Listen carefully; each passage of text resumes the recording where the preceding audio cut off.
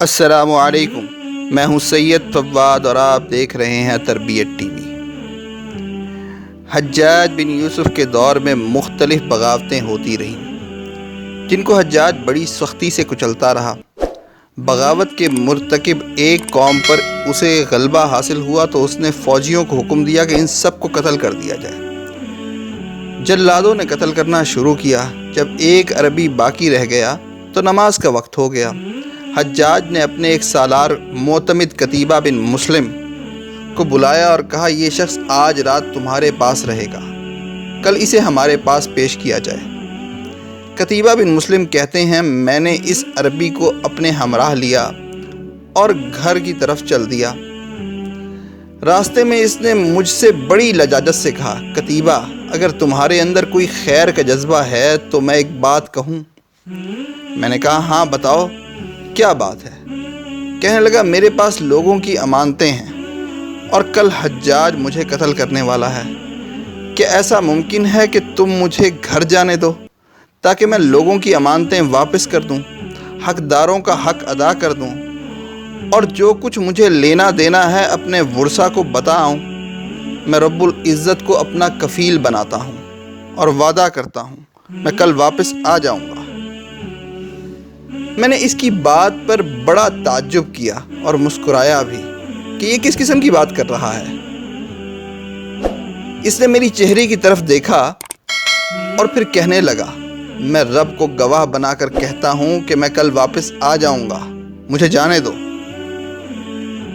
میں مسلسل انکار کرتا رہا۔ یہ کیسے ممکن ہے کہ میں تمہیں چھوڑ دوں اور تم واپس آ جاؤ؟ اس شخص کا اصرار جاری رہا اور مسلسل میری منت سماجت کرتا رہا، حتیٰ کہ مجھے اس پر ترس آ گیا اور اعتبار کر لیا۔ چنانچہ میں نے اسے گھر جانے کی اجازت دے دی۔ جیسے ہی اسے اجازت ملی وہ فوراً اپنے گھر روانہ ہو گیا اور ادھر اس کے جانے کے بعد مجھے پچھتاوا لگ گیا کہ یہ میں نے کیا کر دیا، اسے کیوں چھوڑا؟ یہ ممکن ہی نہیں کہ وہ واپس آ جائے۔ ادھر حجاج کا ڈر کہ اس کو قیدی نہ دیا تو اس کا میرے ساتھ کیا سلوک ہوگا۔ بہرحال وہ رات میری زندگی کی سب سے بھیانک رات تھی جو مسلسل غم اور مناجات میں گزری۔ اگلے دن صبح سویرے ہی میرے گھر کا دروازہ کسی نے کھٹکھٹایا۔ میں فوراً باہر گیا، دیکھا تو وہ عربی دروازے پر کھڑا تھا۔ میں نے اس کو دیکھا تو میری جان میں جان آئی۔ پوچھا کہ واپس آ گئے ہو؟ کہنے لگا، ہاں تمہارے سامنے تو کھڑا ہوں۔ دراصل مجھے اعتبار نہیں آ رہا تھا۔ عربی نے جواب دیا، جب میں نے رب کو اپنا کفیل بنایا تھا تو کیسے واپس نہ آتا؟ میں اسے اپنے ہمراہ لے کر حجاج بن یوسف کے حضور پیش ہوا۔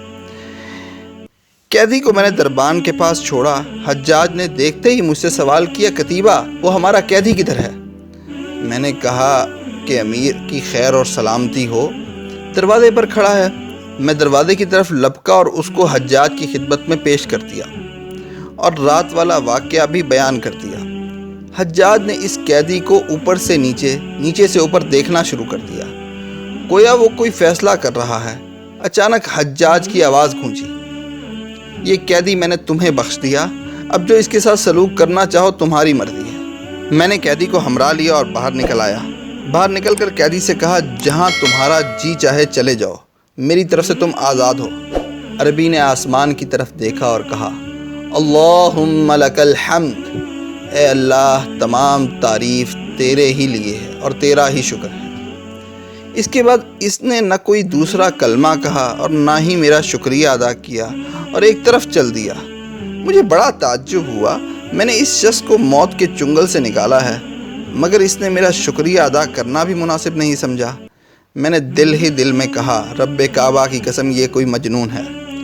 اگلے دن وہ عربی دوبارہ میرے پاس آیا اور کہنے لگا، بھائی، اللہ تعالیٰ تجھے میری طرف سے بہتر بدلہ دے۔ اللہ کی قسم، میں نے کل جاتے ہوئے جو اللہ تعالیٰ کی حمد و ثنا بیان کی اور اسی کا شکریہ ادا کیا تھا اور تیرا کوئی شکریہ ادا نہ کر سکا، اس کا مجھے خیال ہے، تم برا مت ماننا۔